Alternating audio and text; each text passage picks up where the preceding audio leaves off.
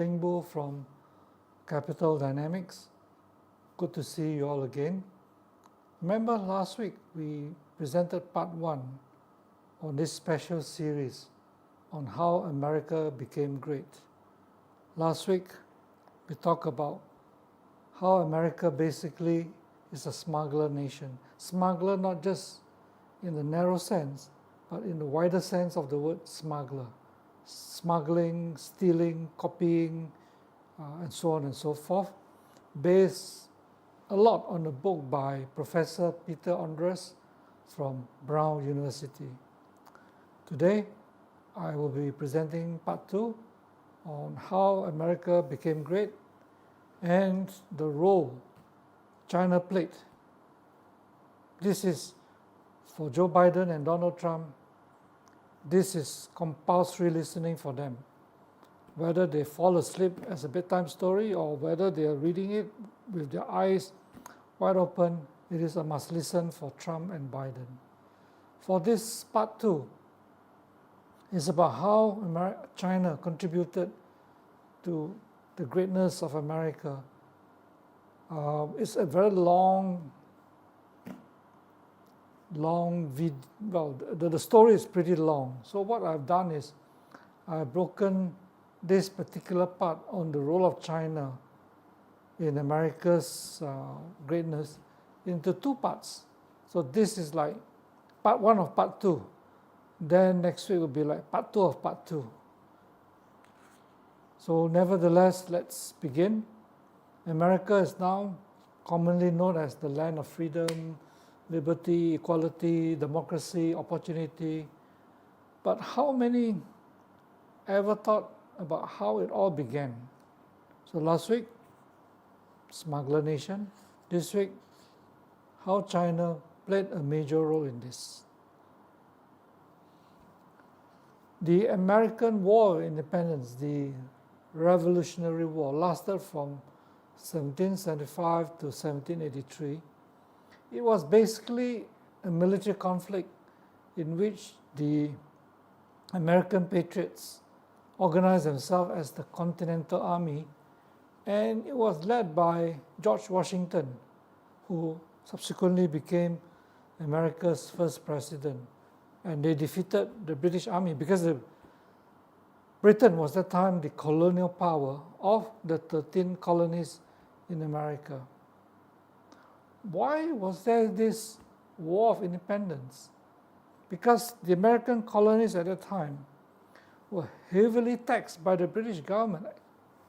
As usual, the British government is always exploiting the colonies. So the colonies in America felt that they were overly taxed and exploited by the British government without having any representation in the British Parliament.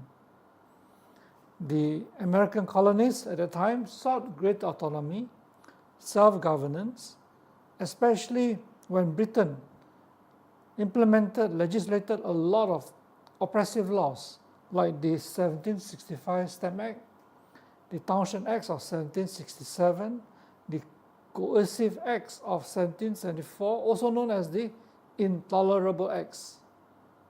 So the Enlightenment principles from Europe of liberty, equality, and the right to self-government and free will inspired the American colonies to overthrow and challenge the British colonial rule.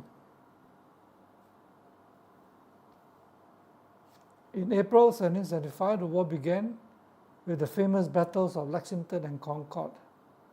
And by 4th of July, that's why, America now celebrates 4th of July every year.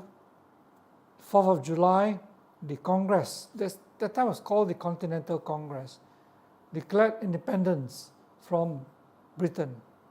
And it was largely authored by Thomas Jefferson's Declaration of Independence.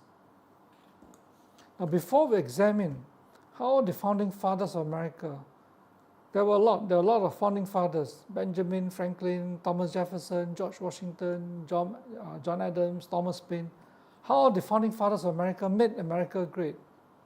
It is important And in fact, it is necessary to examine European Enlightenment and its role in this game-changing process, because they're both linked. Without understanding the European Enlightenment, you wouldn't understand America's War of Independence, and you would not understand the role that China and the Chinese philosophy played in this game-changing process. So what we're going to talk about in this very short part is about the Jesuits, the missionaries from Europe, the European Enlightenment, and China. Now, as the Jesuits missionaries went to China with the aim of converting the people of China to Catholic Christianity. Now you know why the Chinese people are so scared of being Christianized, because they've been trying to do it for so many centuries. So the Jesuit missionary Matteo Ricci and his followers, Matteo Ricci is the famous one, including Nicholas Tragal, Alvaro Semedo, Gabriel de Magalhães, and Martino Martini, they all went to China about more or less the same time to enhance their understanding of the Chinese culture and to assist them in recruiting new recruits for their Christian China mission. The Jesuits began translating the Confucian text into Latin. Now this is actually an extremely important event that has transformed not only Chinese history but world history. So through this translation and editing work, the Jesuits missionaries became convinced that the ancient Confucian text represented a form of natural religion, which included a perception of the one true God, a sense of the preordained harmony of the universe, and a profound understanding of social virtues, including social responsibilities to other people. A very influential collection of Jesuit translations was published in 1687 in Paris. Well, I can only give you the English name because my knowledge of French, Latin is extremely poor. It's called Confucius, the Philosopher of China.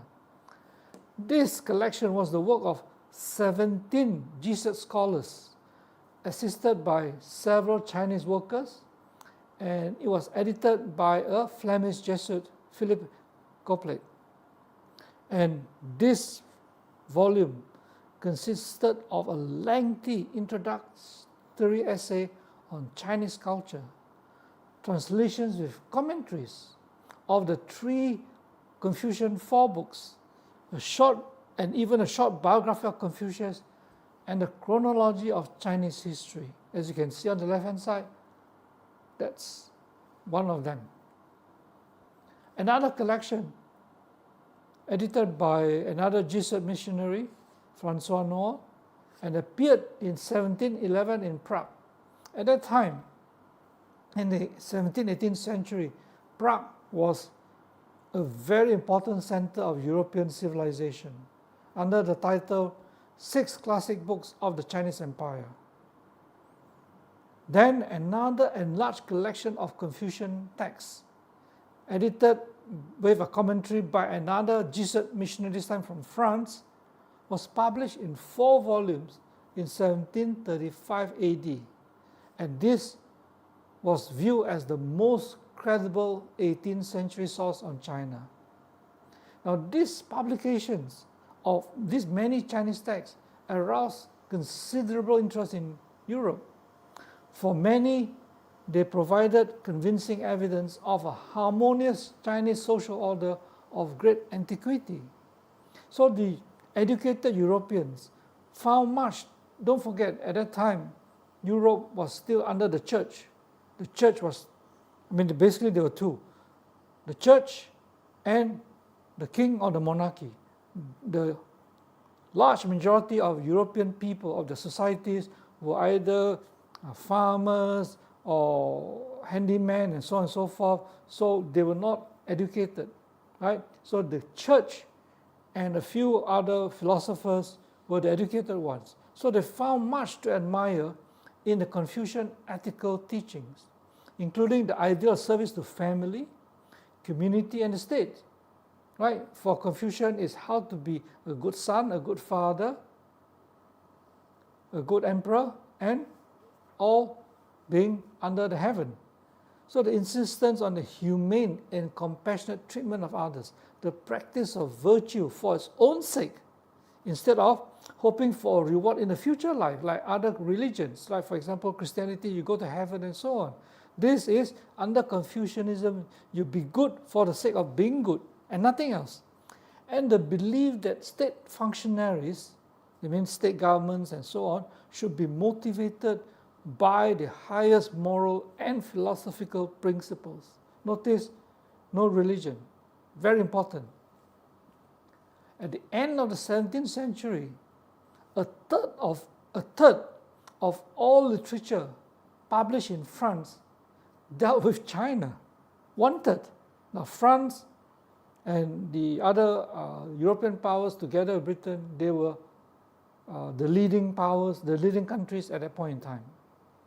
So can you imagine the impact, the influence of these publications? You see, what happened was, when the Jesuit missionaries went to China, they had to accommodate, because Chinese civilization was well established for thousands of years, and the Chinese people were not familiar with your Christianity. So the Jesuit missionaries were smart. They had to adapt Christianity to the local Chinese culture. So what this did was to contribute in the late 17th century to a major theological debate within the Catholic Church in Europe. Now, this debate captured the interest of educated people across Europe. Don't forget, more or less around the same time, you have the Protestant movement. The Protestant movement was, started by Martin Luther. It was basically to protest against the domination of the Catholic Church. So here you have suddenly a civilization with all its philosophies that is very different from what you know about Christianity. And of course, it contributed to a lot of debates and discussions. Are you tired of doing investment research on stock markets? Want to spend time on your hobbies or go out with your friends instead? Introducing iCapital, where you can get independent, objective, and comprehensive investment advice on the go. Available in English and Mandarin and can be accessed via app, website, and print copy. We provide thorough, first-hand research-based findings on listed companies, economies, and stock markets, and clear perspective of how markets interact and how they influence investments, as well as provide Malaysian and global stock recommendations, stock portfolios with outstanding performance to follow. Subscribe now to iCapital for stock news. From only 49 ringgit a year, start investing like a fund manager. Subscribe now at www.icapital.biz. So some of the European philosophers, including Isaac Vossius, Charles de Saint-Evremond, and the English philosopher Sir William Temple. Now these three friends lived for a time in close proximity in The Hague. They became convinced that ancient China had been a utopia led by wise and virtuous philosopher kings who had ruled under the guidance of Confucian philosophy for the benefit of their people. François-Marie Arouet, a French Enlightenment philosopher known more famously by Voltaire, used Confucian philosophy to criticize the French monarchy and the French church system. Don't forget, this was before the French Revolution, which overthrew the French feudalism and French monarchy. For Voltaire, the happiest and most respectable time ever on earth was that Confucian ideas were followed. He claimed that Confucius, as a legislator, never wished to deceive men. And he asked, has anyone since devised better rules of conduct? For Voltaire, China's social ethics were not dependent upon any belief in a personal God. Confucianism was, there's no teas in it, but were rather based on the moral law that was implanted within each individual. Confucius wanted to cultivate the superior person, the superior man, the gentleman. Of Confucius, Voltaire wrote, I have read his books with attention. I made extracts from them. I found that they spoke only of the purest morality. He appeals only to virtue. He preaches no miracles. Important departure from Christianity. There is nothing in them of ridiculous allegory. That is how controversial the philosophy was. Several leaders of the Enlightenment, such as Locke from England and Voltaire, studied Chinese philosophy broadly and became greatly fascinated with Confucianism. They regard various Confucian governing principles in high regard. Locke, for instance, recognized the Confucian notion of the right of rebellion if a government failed to protect the natural rights of its subjects. Now, this was a long time ago. This is accurate. The popular notion of Confucian principle is totally wrong, where you cannot rebel, you got to be blindly following the emperor and so on and so forth. No. Confucians have always said that if the government or the emperor failed to promote the interests of his or her subjects, then the common people have the right to rebel, have the right to overthrow the emperor or the king. So John Locke knew that. John Locke believed that government is the province of gentlemen with learning. That principle, this belief of John Locke, came from the Confucian attitude towards government service. The French economic school of physiocracy, or the physiocrats, known for its admiration of Chinese culture, was another example of great Chinese influence at that time. Most of the ideas of physiocracy bore an amazing resemblance to those found in the Confucian political and economic philosophy, not just political, not just social, but economic philosophy as well. François Quesnay, the leader of the physiocratic school, was known for his love of Chinese civilization, and he was actually nicknamed as the European Confucius. Voltaire and Quesnay were two such intellectuals. Voltaire claimed that Confucius created perfected moral science, and Quesnay advocated an economic and political system modeled after Confucianism. This Enlightenment intellectual emphasis on reason and virtue, shaped by Confucianism, spread across the Atlantic Ocean and reached the American colonies during the first half of the 18th century, before the American War of Independence. Some say that the physiocrats derived the concept of laissez-faire. Remember, Adam Smith with laissez-faire and so on came from Lao Tzu, came from the ancient Chinese term of Wu Wei, which means things should be allowed to follow its course, its natural course. The book written by Quesnay in 1767, he applauded the enlightened despotism of China and its highly educated class of civil servants. So this is a book, it's an article written by Professor Martin Powers. Professor Martin Powers is a famous Chinese scholar. He wrote this book about Chinese political theory in relation to Rousseau. Rousseau is another very famous French philosopher. Now Professor Powers wrote, within the vast body of scholarship on the Enlightenment, only a small portion addresses the role of China in the debates of that period. Among those, scarcely any concerns the relationship between China and Rousseau's thought. Yet the connections are many and deep.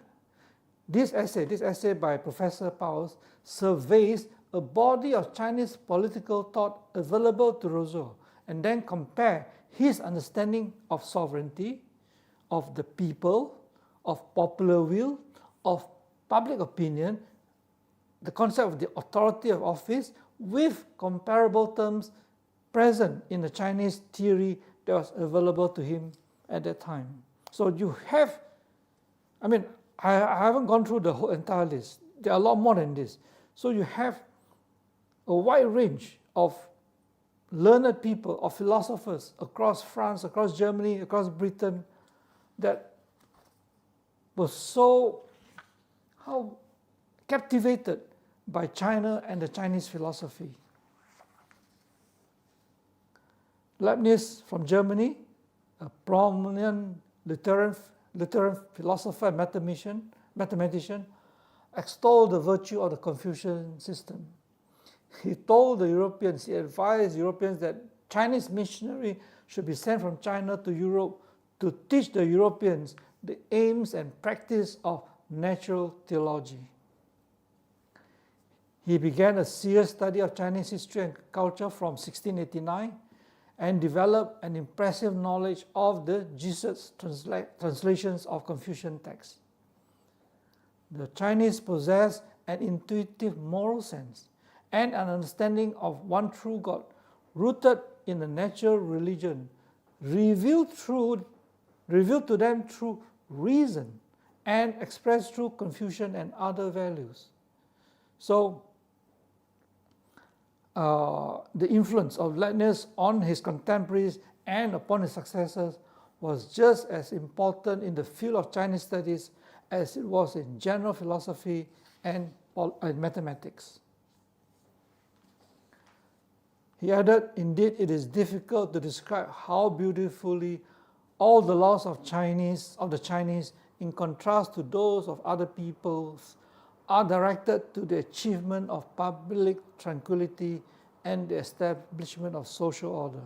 Certainly, he wrote, the condition of our affairs in Europe, slipping as we are into ever greater corruption, seems to be such that we need missionaries from the Chinese who might teach us the use and practice of natural religion.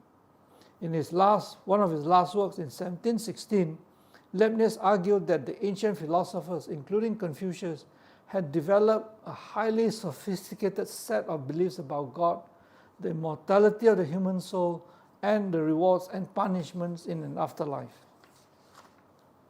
He claimed that the Chinese should be commended for developing a rational, natural morality, in no way dependent on religion or revealed truth, which, for example, in Christianity, in which duty and virtue were exalted. Sir William Temple from Britain concluded no people are better governed nor with greater felicity than the Chinese. In the 18th century English politics, the Confucian notion that moral merit exemplified in learning should be a qualification for government office had become an important idea. For those of you who are interested, the Europeans, including Britain, copied the civil service, copied the bureaucracy from China. Before that, there was no such thing as a civil service, a government service in Europe or Britain that was based on examination. They were based on connections, chronism, whether you're born a king, son to the royal family, and so on and so forth. So this idea of a merit-based government was totally new to Europe and Britain. Christian Wolff, a leading philosopher between Leibniz and Kant, extolled the merits of Chinese moral philosophy. So it's the same thing, the same influence you can see around the same time. Wolff gave a public lecture on Chinese philosophy at Hull University, arguing that Chinese philosophy had developed a highly sophisticated social ethic which had no religious foundation. Very important, the same theme runs again and again.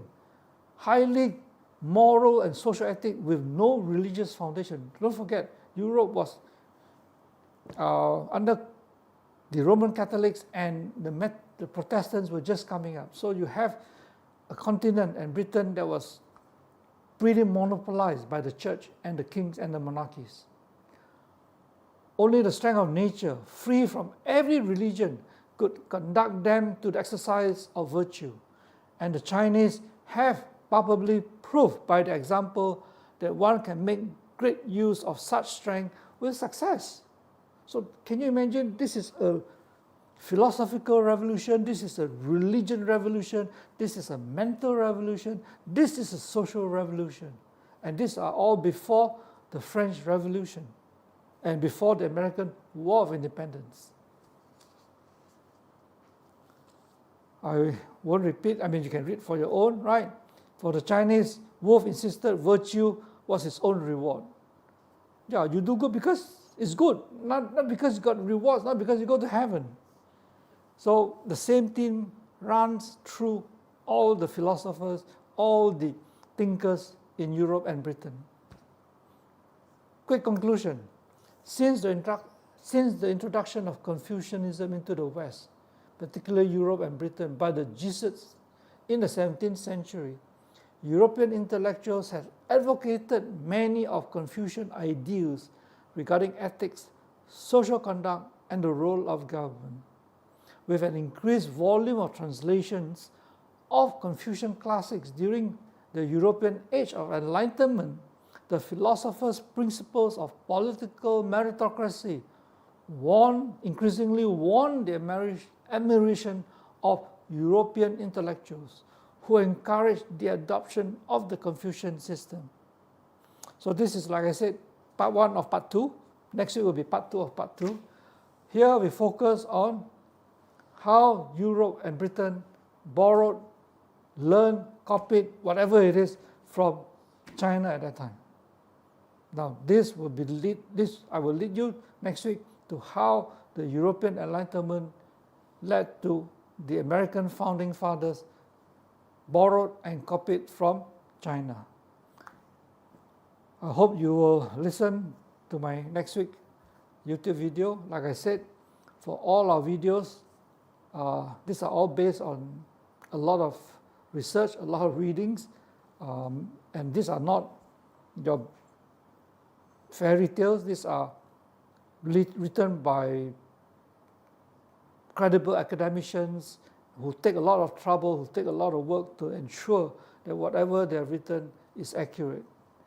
If you like this kind of talks, subscribe to our YouTube channel, because this is our difference. This is what makes us different from other videos that you might listen to. And for those of you who are wondering what t-shirt I'm wearing, this is the ICAP fan club. This is a fan club set up under I-Bis Berhad, the only corporate fan club in the whole of Asia Pacific. We did 2 fireside chats in Johor Bahru and Penang recently, talking about investments, personal lives, personal experience, and so on. And we'll be having another fireside chat in KL, most likely on the 11th of January.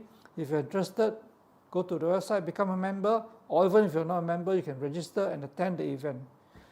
With that, I thank you again for watching our videos, and have a good weekend.